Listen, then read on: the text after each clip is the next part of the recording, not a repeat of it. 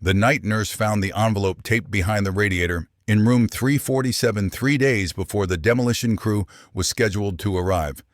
And when she opened it with trembling fingers under the flickering fluorescent light, she saw the photographs first. Polaroids of men in surgical masks standing around what appeared to be an operating table, except the patient's face was turned away, and the instruments laid out weren't entirely medical. And beneath those, a handwritten ledger listing dates, initials, and dollar amounts that climbed into territories where hospitals don't tread.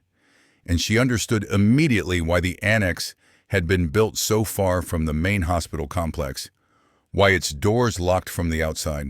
why certain ambulances arrived without sirens in the dead hours between shifts, and why the administration had fought so hard to keep the building's demolition quiet, scheduling it for a holiday weekend when most staff would be gone. But she also understood, as she slid the envelope into her bag and left through the service entrance without clocking out, that some things you find aren't meant to be reported to authorities because the authorities themselves might be listed in the ledger, their initials encoded in a system she was only beginning to comprehend. And as she drove home through streets slick with November rain, she couldn't shake the feeling that the Annex had been watching her for years, waiting for someone to finally ask the right questions about the patients who checked in but never checked out, about the construction contracts awarded to companies that didn't seem to exist before the groundbreaking and dissolved shortly after, about the board members who arrived for late-night meetings in cars with tinted windows and left with briefcases they hadn't carried in. The story of the Annex began 14 years earlier when the hospital's chief financial officer, a man named Victor Castellano, presented a proposal to the board that seemed almost too generous to refuse. A private donor, he explained, wished to fund the construction of a specialized treatment facility for patients requiring intensive care and discretion, victims of domestic violence, witnesses in protection programs, individuals whose medical needs intersected with sensitive legal matters, and the donor requested complete anonymity, no plaques, no naming rights,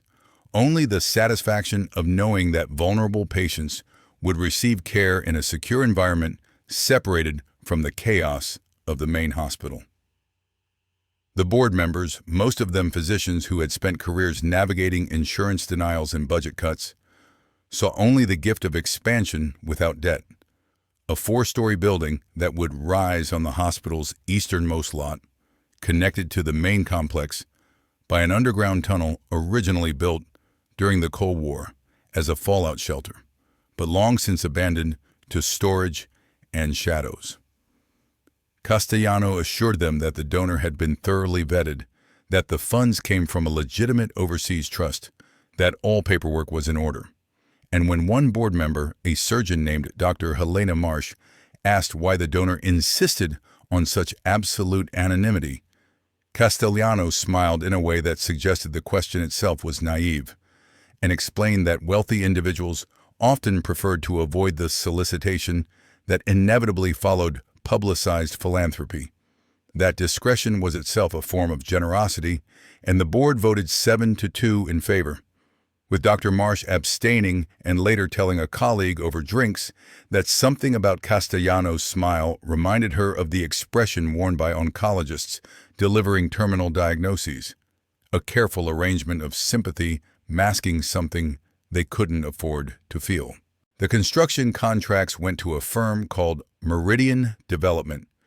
a company registered in Delaware with offices listed in 3 cities, but actual operations that seemed to materialize only for this project. And the crews who arrived worked with unusual efficiency, completing foundation work in half the expected time,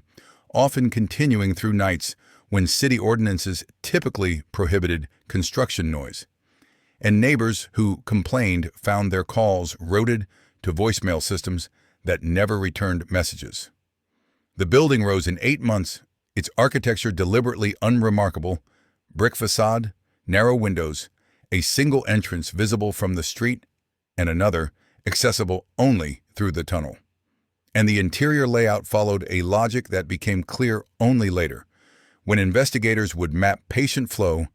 and realize that certain rooms had no medical purpose, that the basement level contained spaces designated as storage but equipped with soundproofing typically reserved for psychiatric units, that the elevator required a keycard for access to the third floor,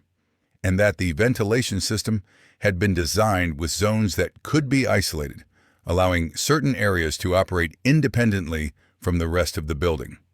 Castellano supervised every detail personally, meeting with contractors in the half-finished corridors, his presence constant but never intrusive, and workers who tried to make conversation found him pleasant but unmemorable, the kind of administrator who deflected questions about himself with questions about their families, their weekend plans, creating an atmosphere of friendliness that somehow discouraged actual friendship. He approved invoices without the scrutiny typically applied to hospital expenditures, paid contractors in advance rather than upon completion, and when the project's total cost exceeded the original projection by 30%, he assured the board that the anonymous donor had anticipated overruns and provided additional funding. No questions asked, no delays necessary. One contractor, a plumber named Eddie Russo, later told his wife that something felt wrong about the whole job, that he'd been asked to install drainage systems in the basement that seemed designed for more than medical waste, that certain pipes ran to nowhere he could identify. And when he'd questioned the specifications, Castellano had appeared beside him with a revised blueprint and an envelope containing a bonus that doubled his contract. And Eddie had taken the money and stopped asking questions because men with families learned that curiosity is a luxury they can't afford. The Annex opened with minimal ceremony, a small gathering of board members and department heads who toured the gleaming hallways and nodded approvingly at the state-of-the-art equipment, the private rooms, the security measures that Castellano explained were necessary for protecting vulnerable patients, and within weeks the facility began accepting transfers, patients whose medical records carried notations like requires isolation or special handling, or simply discretion advised, and the staff assigned to work there, nurses, orderlies, a rotating cast of physicians, were selected through a process that emphasized confidentiality, signing non-disclosure agreements that seemed excessive for standard medical care, agreeing to restrictions on discussing cases even with colleagues in the main hospital, understanding, without being explicitly told, that employment in the Annex came with both generous compensation and absolute silence. The nurses who worked the night shifts spoke among themselves in careful language, comparing notes on patients who seemed too healthy for intensive care, who received visitors at odd hours, whose medical charts contained gaps and inconsistencies, who sometimes left in the middle of the night through the tunnel exit accompanied by men who weren't dressed as paramedics, but moved with the efficiency of people accustomed to transporting human cargo. What the staff didn't know, what perhaps only Castellano fully understood, was that the Annex functioned as a node in a network that stretched across state lines and international borders, a place where the ordinary architecture of healthcare concealed services that had nothing to do with healing. The anonymous donor was not a philanthropist, but a collective, a syndicate of families whose business required infrastructure that could accommodate emergencies that hospitals weren't designed to handle, bullet wounds that couldn't be reported, overdoses that needed to disappear from statistics, surgeries performed on individuals who officially didn't exist, recovery spaces for men who had made enemies and needed to vanish for a period measured in weeks rather than days. The families had learned over generations that legitimate institutions made the best fronts, that a hospital bed was a place where no one asked uncomfortable questions, where blood and pain were expected, where the boundary between care and concealment was thinner than anyone outside wanted to believe. Castellano himself was a second-generation asset, his father having worked as an accountant for one of the families before being killed in what police classified as a random robbery. But the family knew was a message about unpaid debts. And Victor had grown up understanding that loyalty was rewarded, but betrayal was hereditary. That he owed his education, his position, his comfortable suburban life to men who never appeared in his office, but whose influence shaped every decision he made. The hospital's board, mostly well-meaning physicians focused on patient care and budget projections, never thought to investigate the CFO's background beyond his impressive resume, never noticed that his references always came from people who seemed to know him, but never quite remembered specific details, never wondered why a talented administrator would choose a mid-sized regional hospital over more prestigious opportunities.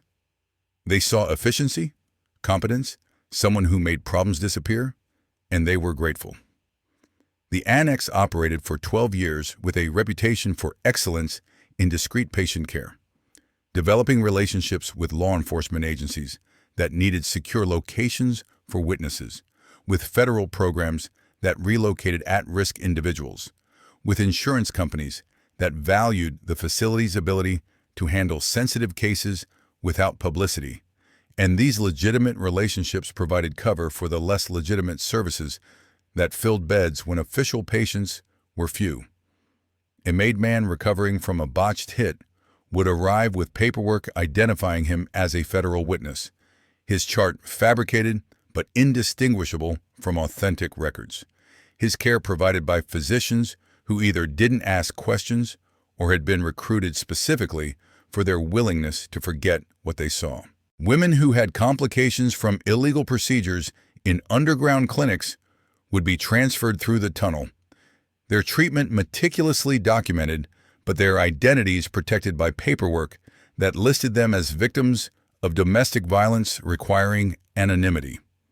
Bodies that needed to disappear could be temporarily stored in the basement morgue and later removed during shift changes when the service entrance was conveniently understaffed.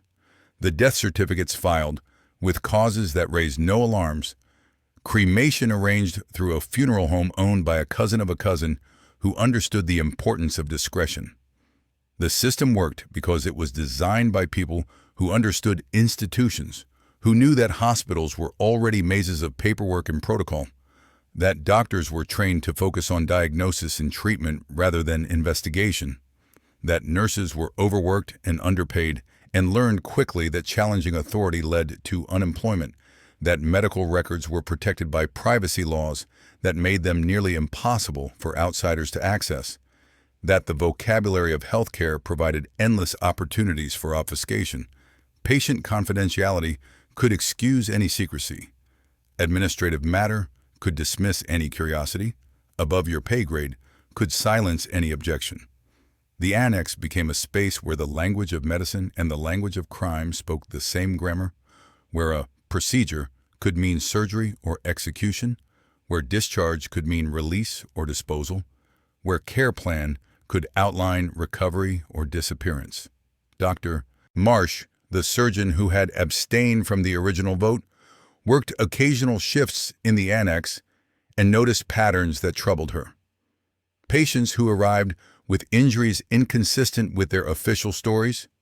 medications prescribed in combinations that made no clinical sense, surgical procedures scheduled and then canceled with unusual frequency, always late at night, always by Castellano himself. She began keeping informal notes, nothing that could be called an investigation, just observations recorded in a journal she kept at home, dates and details that accumulated into a picture she didn't want to see. She mentioned her concerns to another board member, a pediatrician named Dr. Samuel Chen, who listened with the distracted attention of someone overwhelmed by his own responsibilities and suggested she was reading too much into administrative quirks,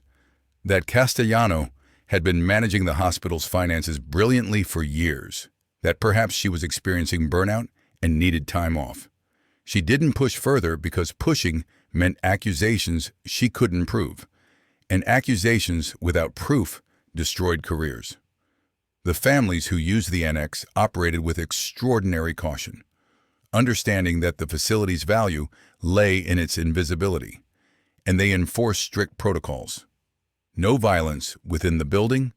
no threats against staff, no behavior that would attract attention. Patients treated with clinical detachment regardless of who they were or what they had done. And this discipline was maintained through a combination of fear and reward, with soldiers who violated protocol finding themselves reassigned to operations with shorter life expectancies, while those who managed their use of the facility with professionalism received preference in lucrative opportunities. The annex was expensive to maintain, requiring regular payments to Castellano, bonuses for cooperative staff, contributions to the hospital's general fund to ensure continued board support. But the families considered it essential infrastructure, worth the investment,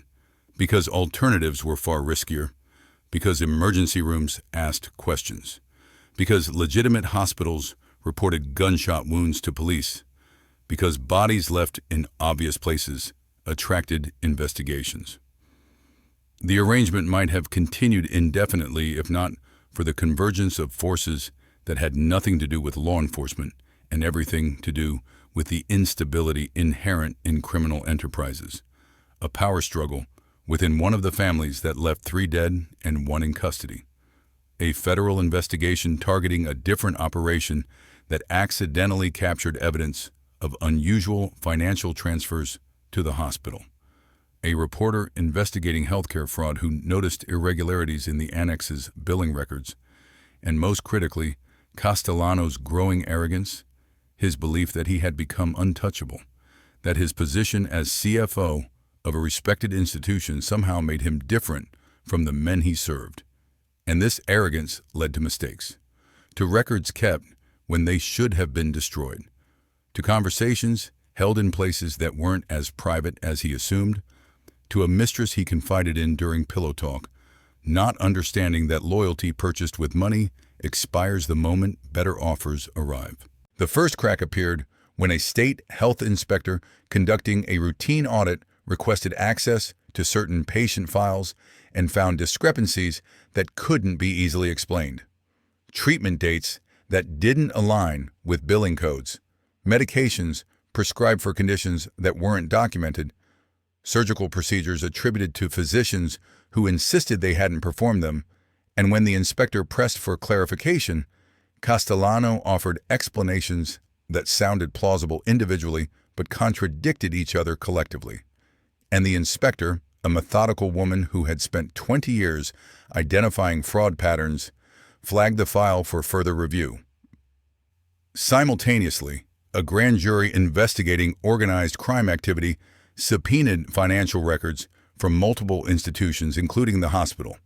And while most of the records revealed nothing unusual,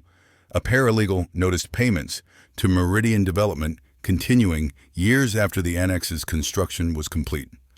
Monthly transfers disguised as maintenance contracts, but totaling amounts that seemed excessive.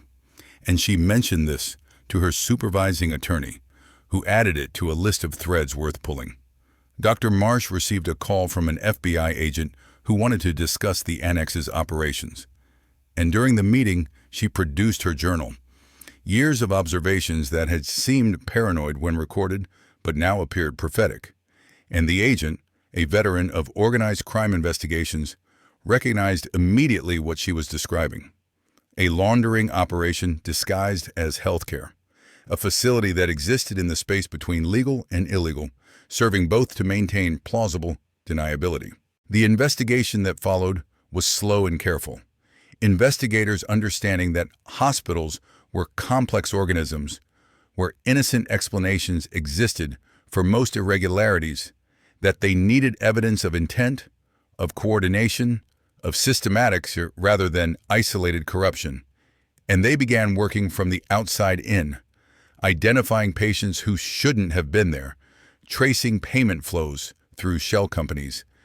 interviewing former staff who had left the annex disturbed by what they witnessed, but uncertain what exactly they had witnessed.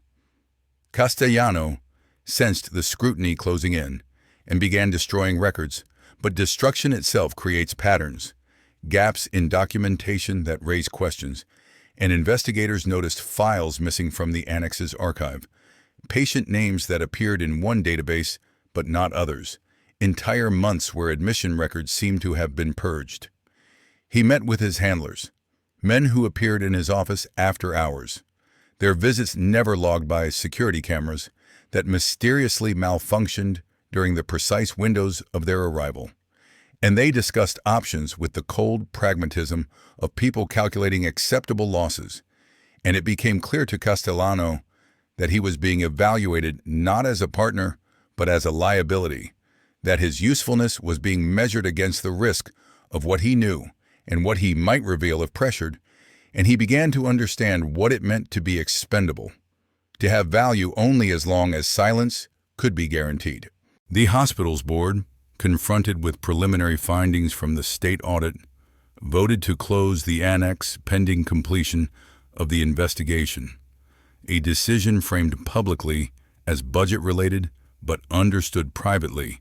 as an attempt at damage control. And the closure was scheduled quickly. Patients transferred to other facilities, staff reassigned or laid off, equipment removed, and then the building sat empty for months, while lawyers argued over who bore responsibility for the investigation's costs and whether the hospital itself faced criminal liability or merely civil penalties. During this limbo period, the Annex became a haunted space, its hallways echoing, its rooms stripped of furniture, but retaining the shadows of their former purposes. And it was during these months that several people entered illegally. Former staff looking for documentation that might protect them from prosecution, representatives of the families retrieving anything that might implicate their operations, investigators conducting unofficial searches before warrants could be obtained, and each visitor left with the disturbing sense that they were not alone, that the building retained memories of what had occurred within its walls. The night nurse who found the envelope behind the radiator had worked in the Annex for 6 years, long enough to recognize patients who weren't patients, to understand that certain rooms were never assigned to the transfers from the main hospital,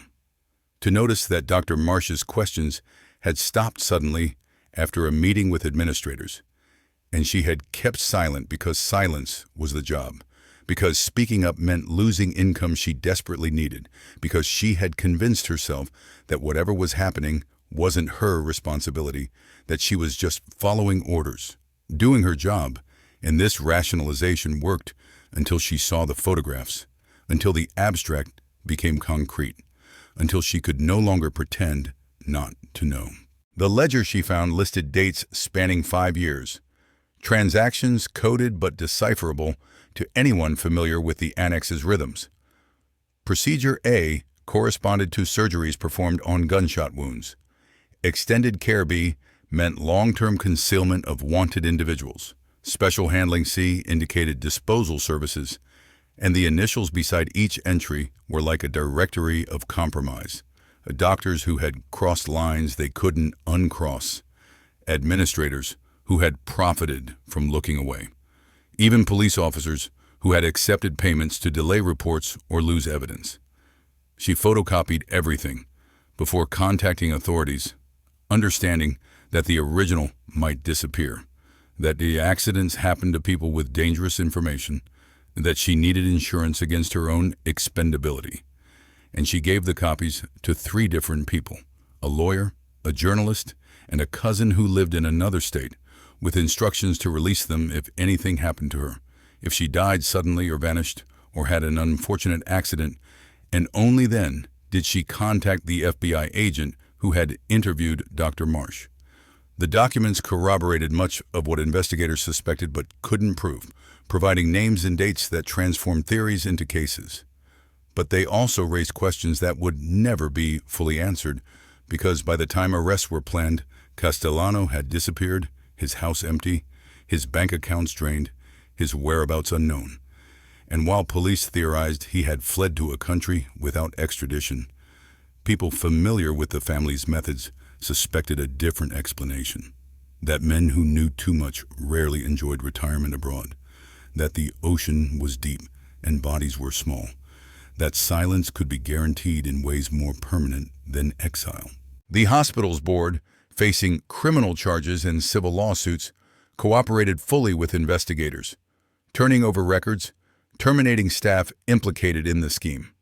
hiring crisis management consultants to handle the media coverage that painted the institution as a victim of Castellanos' deception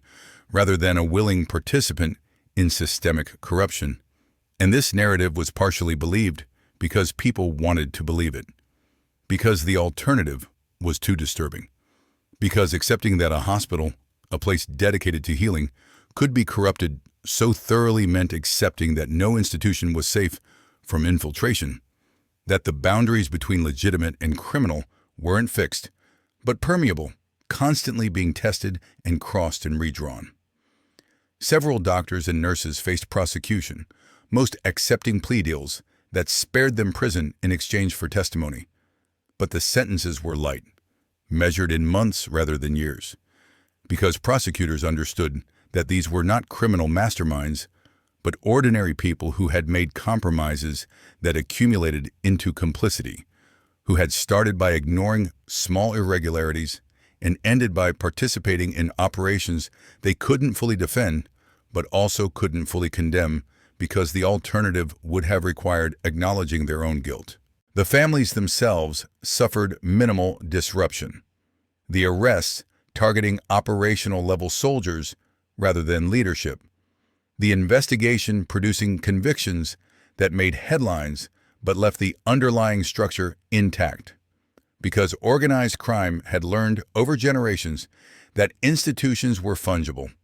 that when one node in a network was compromised, you simply built another, that the Annex could be replaced by a different facility in a different city with different administrators who hadn't yet learned to be careful, that corruption wasn't an event, but a process, not something that happened, but something that happened repeatedly, inevitably, wherever power and profit intersected with human weakness. The trial transcripts revealed details that newspapers couldn't print in full.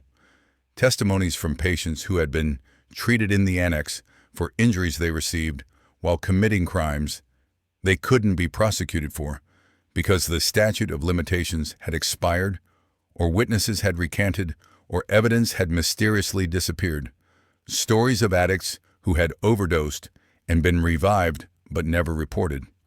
Of bodies that had been held overnight and released to funeral homes that asked no questions.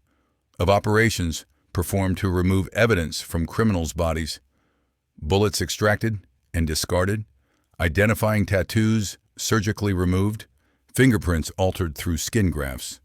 And these revelations produced brief scandals that faded when newer scandals emerged, when the news cycle moved forward, when the public's capacity for outrage found fresher targets. Dr. Marsh testified extensively,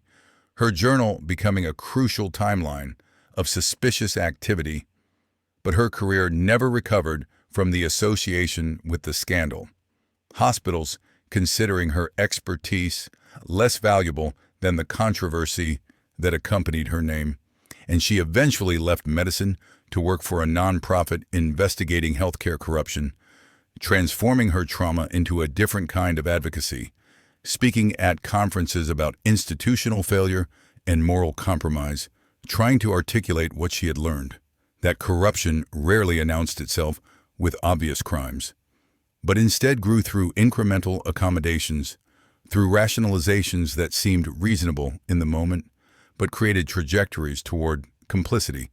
through silence that felt like prudence, but functioned as permission. The night nurse who found the envelope received a settlement from the hospital in exchange for signing a non-disclosure agreement, and she took the money and moved to a different state and tried to forget. But the photographs visited her dreams. Not the explicit images of violence, but the faces of the men in surgical masks, their eyes visible above the blue paper, and she wondered who they were, whether they were still practicing medicine somewhere, whether they ever thought about what they had done, or convinced themselves they had only been following protocols, that someone else bore responsibility for the darkness they had participated in. The Annex stood empty for 2 years while lawsuits determined ownership and liability, its windows gradually broken by vandals, its interior explored by urban explorers who posted photographs online showing hallways tagged with graffiti and rooms stripped of everything valuable, the building becoming a different kind of monument, a ruin that testified to something people preferred not to name. And eventually, the hospital sold the property to a developer who planned to demolish the structure and build condominiums, luxury apartments marketed to young professionals who wouldn't know the site's history or wouldn't care because the price was right and the location was convenient. The demolition crew that arrived that holiday weekend worked efficiently, bringing down walls that had witnessed transactions no official record would ever document, crushing concrete that had absorbed sounds no human ear should hear, breaking apart the architecture of compromise into rubble that could be hauled away and buried in landfills where it would settle among other society's discarded evidence. And by the time the nurse discovered the envelope, the building was just days from complete erasure, from transformation into empty space, where new structures could rise with no memory of what preceded them. But memory persists despite demolition, despite settlements and non-disclosure agreements, despite the natural human tendency to forget uncomfortable truths. And the files found after the annex's closure continued to circulate in forms that evaded legal suppression. Photocopies of photocopies passed between journalists and investigators. Digital scans uploaded anonymously to websites that archived institutional crimes. Testimonies from trials transcribed and shared among researchers studying organized crime's infiltration of legitimate society. The story became a case study in criminology courses, a cautionary tale in medical ethics seminars, a data point in analyses of healthcare fraud. But these academic treatments stripped away the texture that made the story real, reducing it to bullet points and statistics, transforming human compromise into abstract patterns, and missing entirely what the night nurse understood as she sat in her car looking at those photographs. What Dr. Marsh recognized when she saw the dots connecting in her journal, what Castellano must have known as he made his first accommodation to the family's requests and set in motion the sequence that would define and destroy him. That corruption is intimate, that it happens not in dramatic moments of choice, but in quiet adjustments of conscience, that the distance between healer and harm, between service and complicity, between professional and criminal is measured not in miles, but in rationalizations, in the stories we tell ourselves about what we're willing to ignore for the sake of stability, for salary, for survival. The Annex is gone now, replaced by buildings where people sleep and wake and live their lives unaware of what their apartments stand upon, unaware that the elevator that carries them to their floors runs through space where other elevators once carried patients who weren't patients, where underneath the parking garage lies the tunnel that connected institution to institution, legitimate to illegitimate, and no plaques mark the history. Because history is what gets recorded, and what happened in the Annex existed in the gap between record and reality, in the space where official narratives break down and whispered truths begin. The nurse sometimes wonders what happened to the other files, the ones that weren't behind radiators, that weren't discovered in the brief window between closure and demolition, the records that were removed professionally, that document corruptions still active, still spreading through other institutions in other cities. And she wonders whether anyone else is finding envelopes, whether anyone else is making her choice, whether the story ever really ends or just moves, finding new buildings, new administrators, new compromises, new silence that functions as consent. The families continue their operations through different channels, having learned from the Annex's exposure that permanence is a liability, that infrastructure should be temporary, disposable, that loyalty can be purchased but never guaranteed. And somewhere there is another Castellano, younger perhaps, equally confident in his indispensability,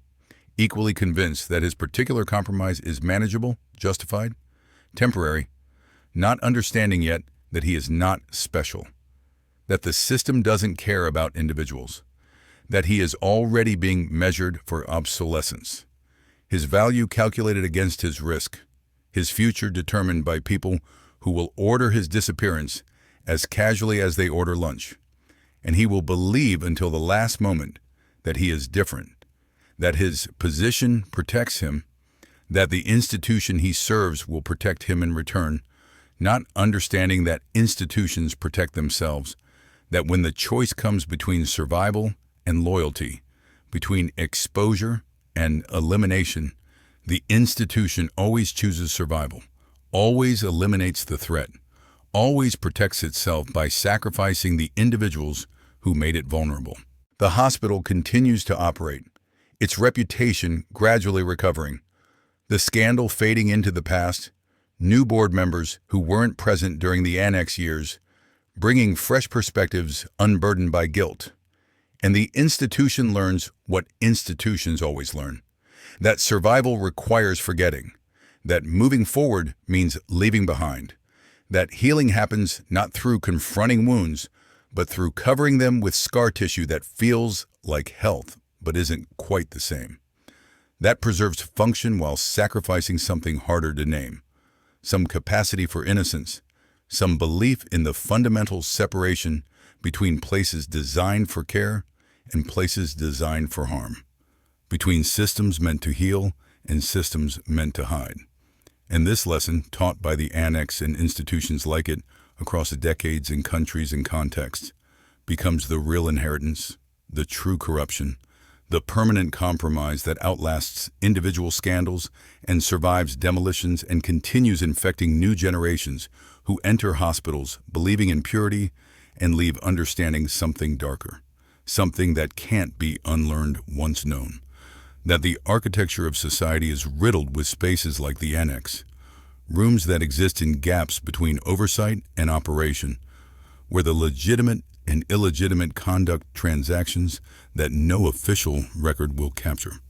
and where corruption isn't an intrusion but a feature, not an exception but an expectation. And learning this, accepting this, participating in this, despite knowing it, is the real price of professional survival. The true cost of maintaining position in institutions that promise one thing but deliver another, that claim to serve health while serving profit, that pledge accountability while practicing concealment. And the only question that matters, the question that haunted Dr. Marsh and the night nurse, and perhaps even Castellano, in whatever final moments he experienced before his usefulness expired, is whether knowing this truth creates an obligation to resist or whether resistance is itself naive, whether there exists any position outside the system from which to challenge it, or whether we are all already inside, all already compromised, all already carrying in our pockets envelopes we pretend not to have found,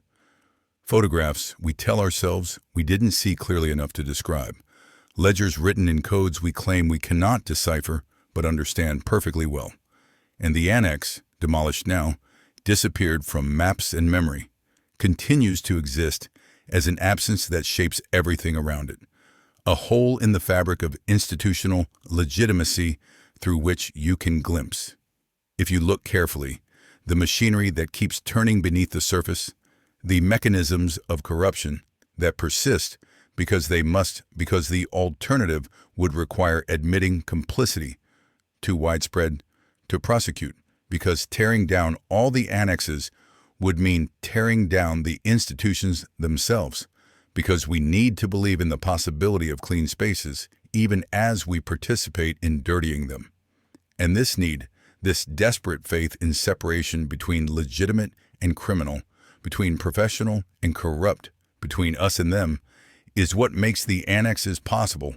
what ensures they will be built again, what guarantees that somewhere tonight another administrator is approving construction contracts for another building that will serve purposes its blueprints don't reveal, That another doctor is ignoring inconsistencies too obvious to miss. That another nurse is finding another envelope and making another choice. And the pattern continues, repeating endlessly, because this is what it means to live in a society where power and crime share vocabulary, where institutions designed to protect instead provide cover, where the price of stability is the sacrifice of accountability, where the question isn't whether corruption exists, but whether anyone will care enough to name it.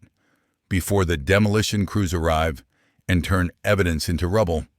truth into dust, history into the empty space where luxury condominiums rise and young professionals sleep peacefully, unaware that beneath their dreams lie the foundations of a different kind of architecture, permanent, despite demolition, ineradicable, despite exposure, waiting patiently for the next compromise, the next accommodation, the next annex.